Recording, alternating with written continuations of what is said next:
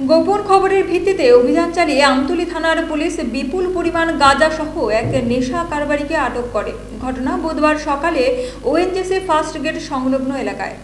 জানা যায়, ওই নেশা কারবারির কাছ থেকে 90 কেজি গাঁজা আটক করে। পরবর্তী সময়ে আটককৃত গাঁজা ও নেশা কারবারিকে থানায় নিয়ে যায় পুলিশ। সংবাদ মাধ্যমের মুখোমুখি হয়ে এই বিষয়ে বিস্তারিত জানান পুলিশ আধিকারিক। আজকে আমাদের নাইট অফিসার হিরেন দেববর্মার কাছে একটি গোপন সূত্রের ভিত্তিতে খবর আসে যে আগরতলার দিক থেকে একটি গাড়ি যার নাম্বার TR01BB0562 মারুতি সুজুকি কিছু গাঁজা নিয়ে আমাদের আমতলী হয়ে মধুপুরের দিকে যাবে। এই খবর পাওয়া মাত্র উনি ভোরবেলা একটি অ্যাম্বুসে বসেন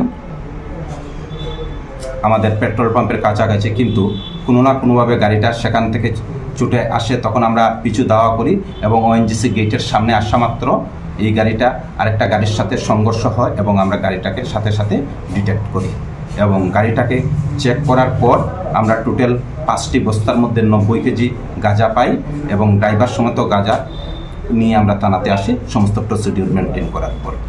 এই গাড়ির গাঁজাগুলো কোথায় থেকে কোথায় যাচ্ছিল, কার গাঁজা, কিছু কি তথ্য পাওয়া গেছে? জাস্ট তদন্ত চলছে। তো গাঁজাগুলি আগরতলার দিক থেকেই মধুপুরের দিক থেকে যাচ্ছিল, কোথা থেকে এনেছে বা কোথায় যাবে আমরা তদন্ত করে বের করব। কত টাকার হবে বাজার মূল্য? অনুমান 10 লক্ষ টাকার হবে। গাড়ির মালিকের নাম? গাড়ির মালিকের নাম আমরা তদন্ত চলছে। যাকে আমরা ধরেছি ড্রাইভার অ্যারেস্ট করেছি, ওর নাম বিশ্বব নম, ওর বাড়ি দেবপুর আন্ডার মধুপুর পিএস।